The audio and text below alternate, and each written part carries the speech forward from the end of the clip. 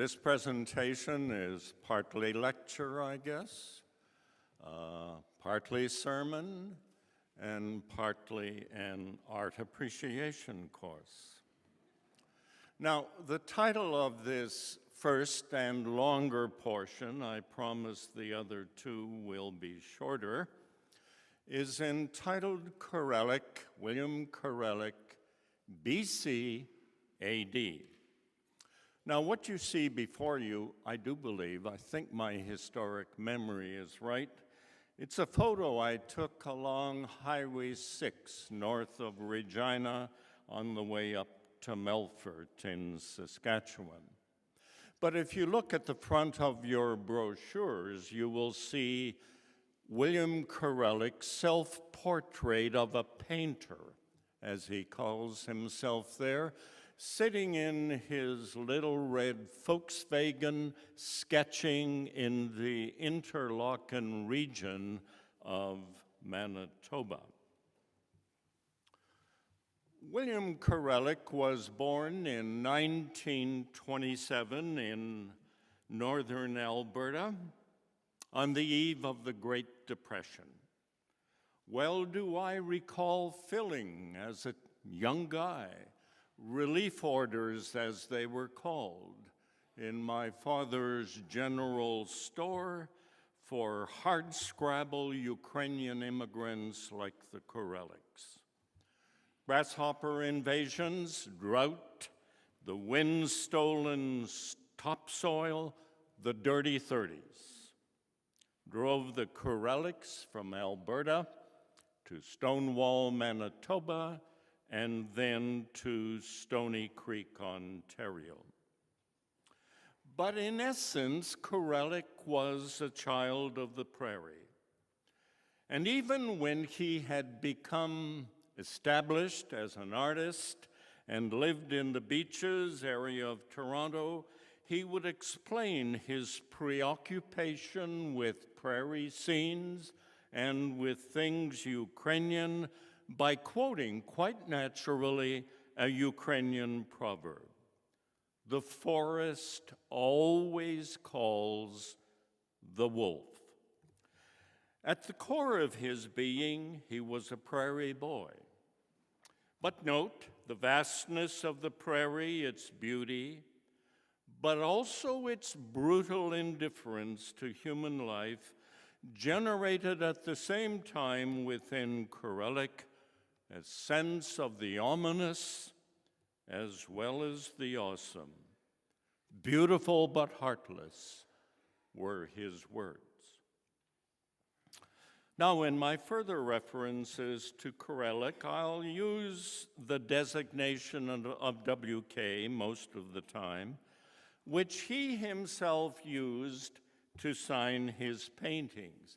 But when you take the W and in its upward inverted V, Lurelek put atop that a little cross that tells you everything.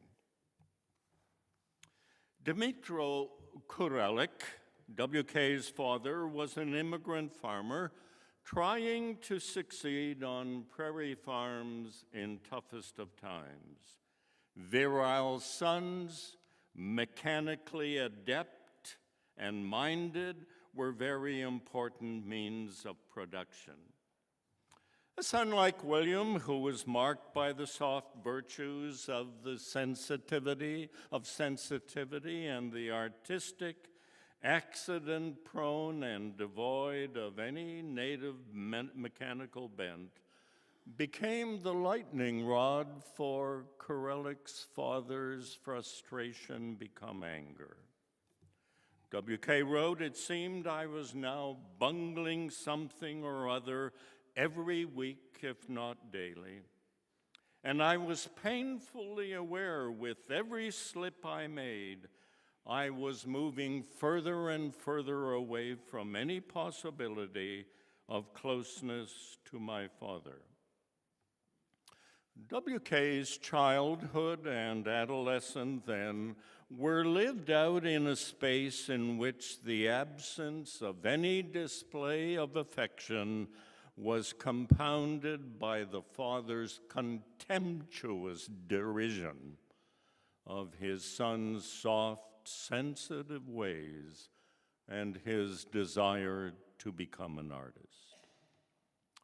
After graduation from the University of Manitoba in 1949, WK spent brief stints at the Ontario School of Art and at a Mexican art school. Failing to find a strong father figure who would provide a master-apprentice relationship, WK set sail in 1952 for England to increase his art skills, but, as he himself said, cagey peasant that he was, he intended to take advantage of Britain's Medicare scheme to deal with his chronic depression and inexplicable eye pains. In Toronto Life, Barry Callahan wrote about WK's England Odyssey. He broke down, his mind a memory house filled with self-hatred, self-pity, mutilations. He began to slash his flesh with razor blades, leaning into the abyss, until one night he felt himself touched with a cleansing light inside. Callahan's sentences move the WK story to the years 1952 to 1955, when WK was a patient in London's Maudsley Hospital and then the Northern Psychiatric Hospital.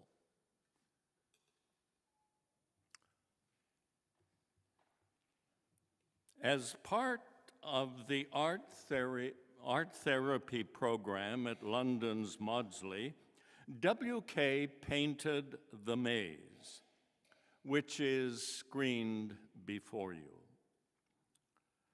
As WK put it in his own words, The Maze was a kind of pictorial package of all my emotional problems in a single painting. This I contrived to do by fitting the various problems as little vignettes into the compartments of a maze inside the skull, which was cloven in half and lying on the ground. The ground is a wheat field in Manitoba. It was my firm belief that my problems stemmed in the main from my father's farm failures, his habit of taking his frustrations out on me because I was so useless at farming. Look at it closely now, the Manitoba skull, split open as it were for psychiatric examination in England. This is a very good example of what James Moss, the Cornell University psychologist, calls paintings as mirrors of the mind. Lurelek will paint himself out of mental madness.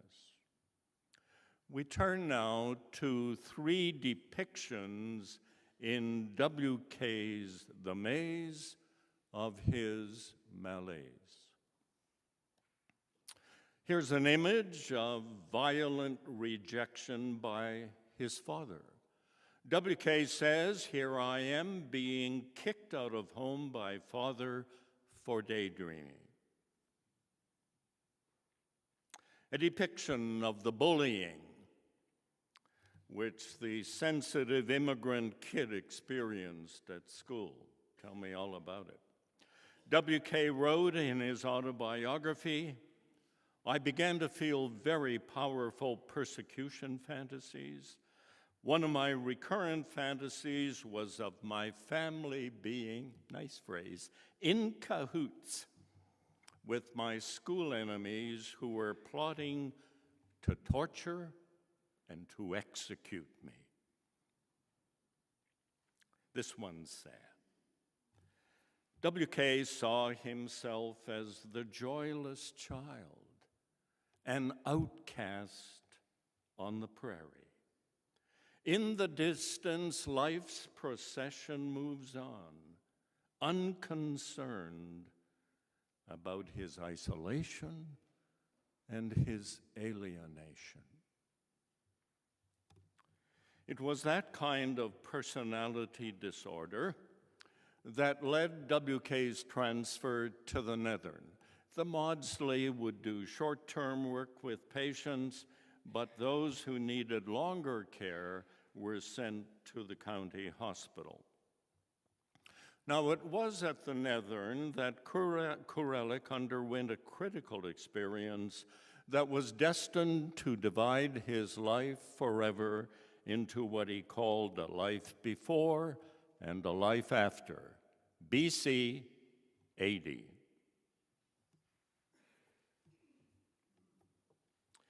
We turn now to W.K.'s painting entitled, "All Things Betray Thee Who Betrayest Me." That's a line from Francis Thompson's epic poem, "The Hound of Heaven, God Chasing." At Netherns, W.K. was assigned a Highland villa, a two-story building isolated in a cabbage patch. 2 days after admittance to the Netherns, W.K. underwent a mystical experience. He wrote, "I awoke for no accountable reason sometime after midnight and sat up in my bed. The moon was shining brightly on the cabbage field outside our villa and on the pine woods beyond. The other patients in the dormitory were all asleep. It was a peaceful scene, and yet I became aware of utter and complete abandonment. I was a consciousness of being lost in the universe."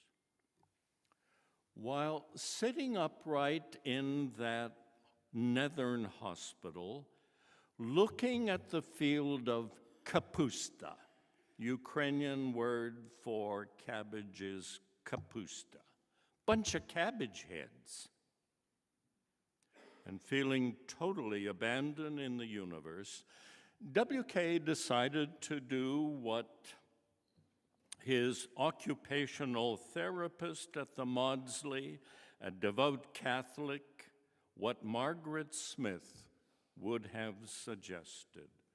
He wrote, "For the first time since I was a boy of 11 in Manitoba, I try to pray from the heart to God. But even as I made the attempt, I realized I didn't know how or what to say. I decided to ask the Catholic chaplain at the hospital about prayer. In the dimly left-hand corner of the painting, Lurelek, the Netherns hospital patient, sits in the bed. See him in the dim light on your left?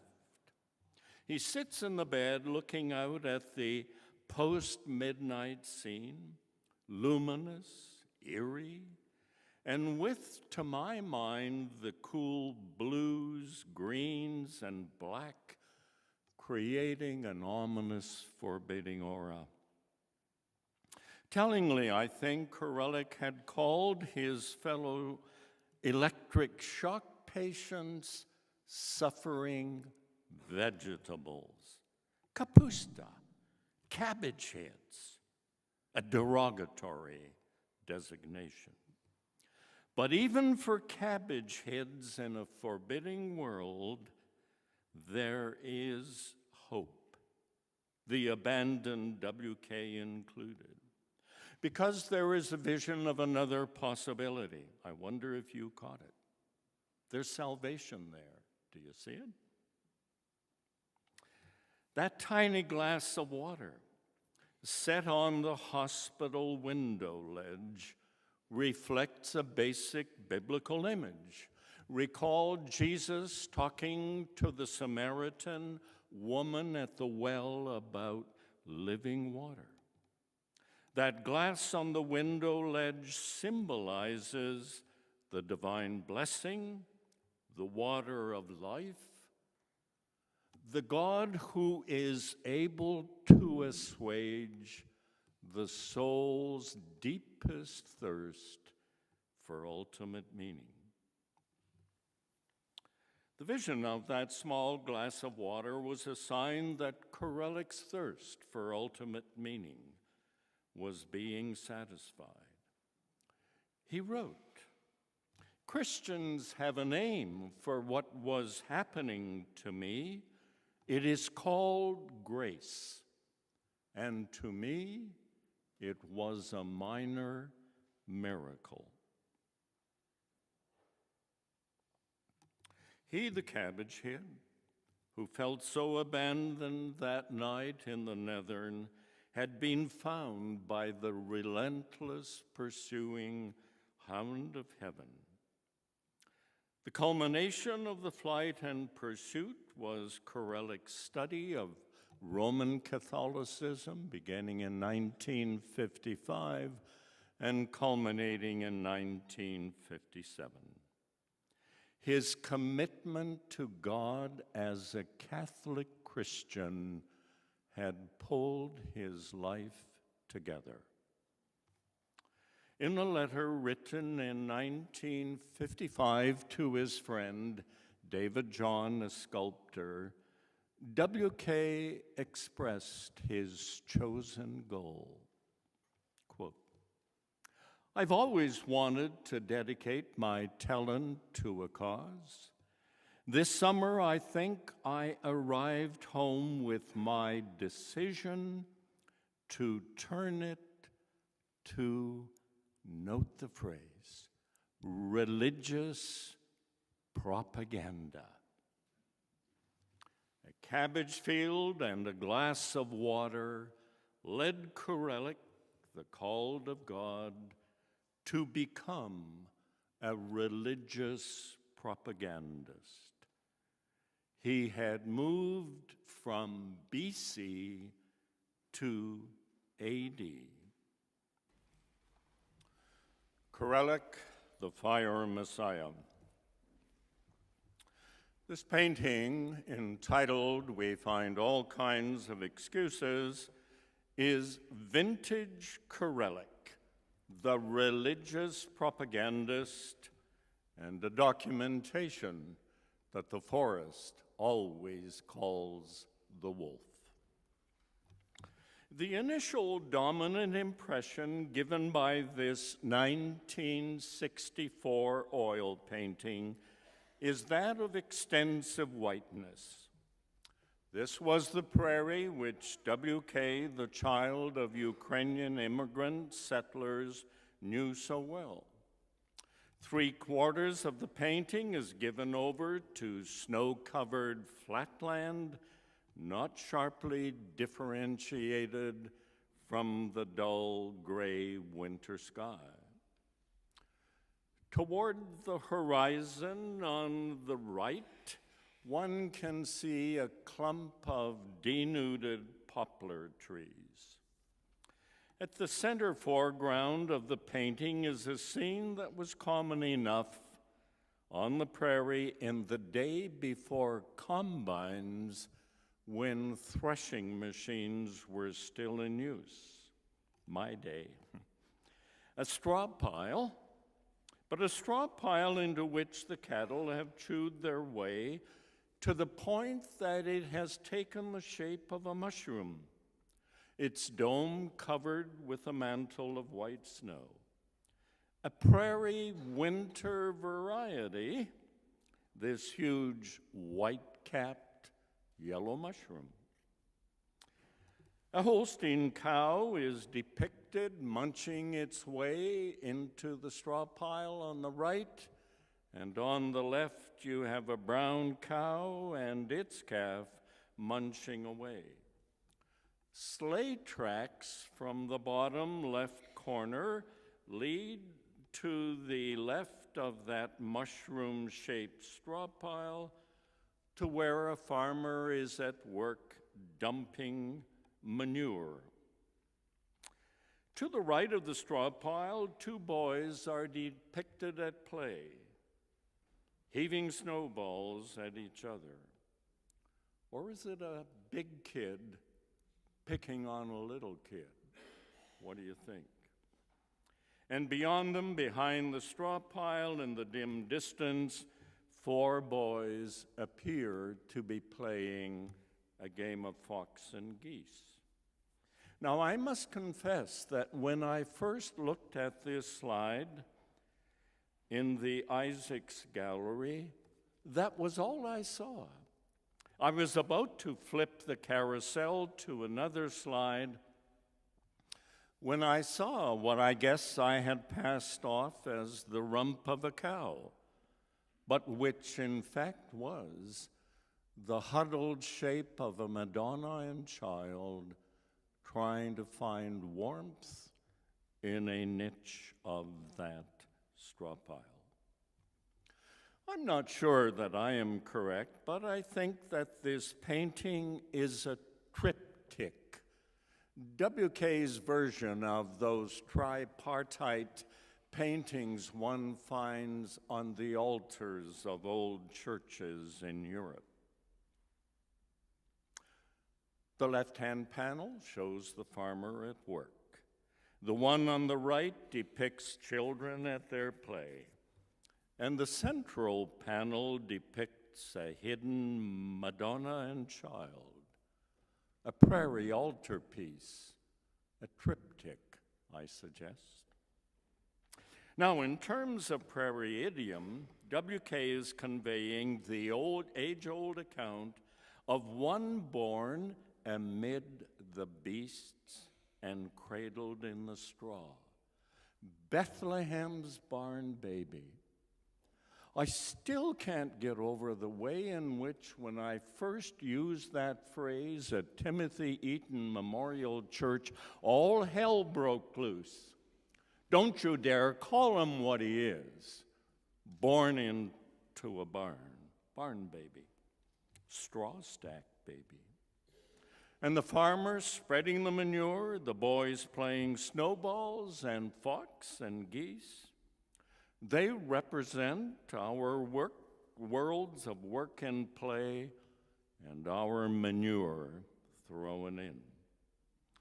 As I perceive it, Lurelek is telling us that it is entirely possible for us to go about our work and play, even throwing our manure around, and like dumb cows nibbling away at the straw and chewing their cud, we may be oblivious to the love that moves the stars and which was given flesh and bone in Jesus of Nazareth.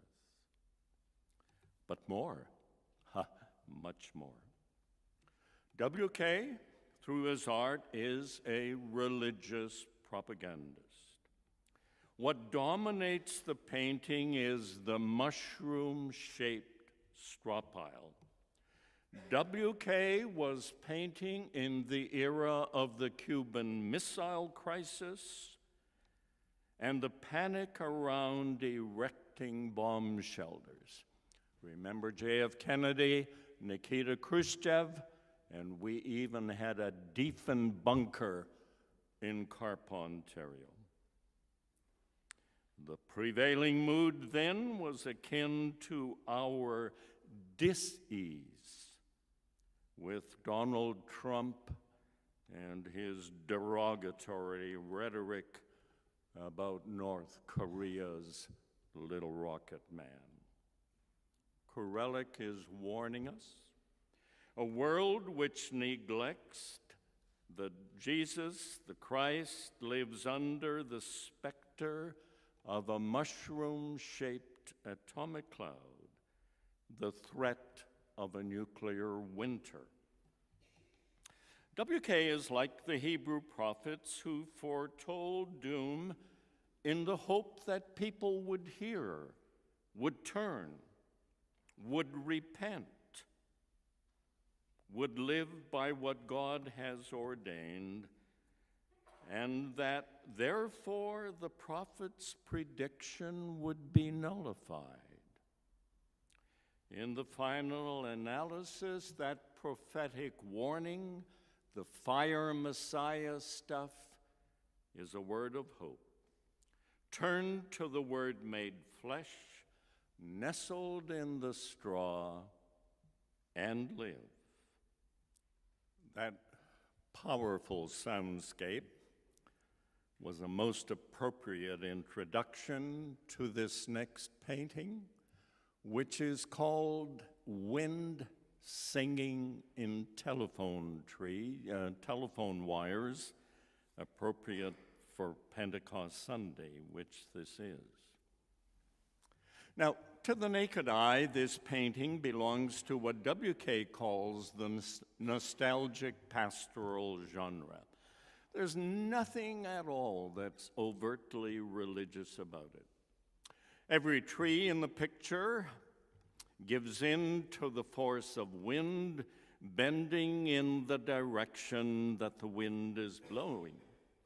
The lone figure, it may be a little harder for you to see it on this screen than on the other, but the lone figure, coat collar drawn up around his neck, hanging on to his hat for dear life, ends up with the angle of his body being counter to the angle of the wind-bent trees.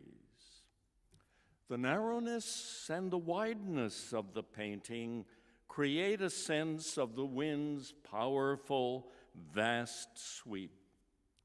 The dominant black color of the trees and the deep blue sky tell us it's the nighttime wind, a nostalgic pastoral painting.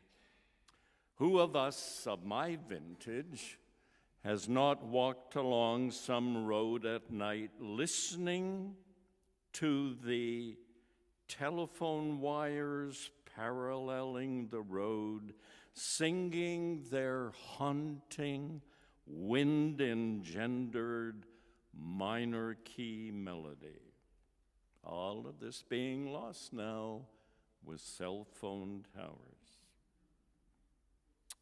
This painting, in my perception of it, is Lurelek's indirect way of presenting the image of God present and operative as the Spirit. Remember, he's told us he's a religious propagandist. In both the Hebrew and Greek of the Bible, the word for spirit, for God's Spirit, by the way, it's the feminine, is the word for air in motion, the word for wind and breath, the air which makes the telephone wires sing. Now, whether one thinks of the Hebrew word ruach, which David just used for the soundscape, ruach in the Hebrew means the strong wind that resculpts the desert, or whether you think of the Hebrew nephesh, that unobtrusive air which you and I are breathing in and out right now, and which works the miracle life within us. That biblical image of air in motion suggests all the mystery of God being present and operative, invisible, uncontrollable, mysterious, everywhere present, something that can be felt as much as the painting's man leaning into the wind can feel it, life-sustaining and life-shifting. Who has seen the wind? Neither you nor I.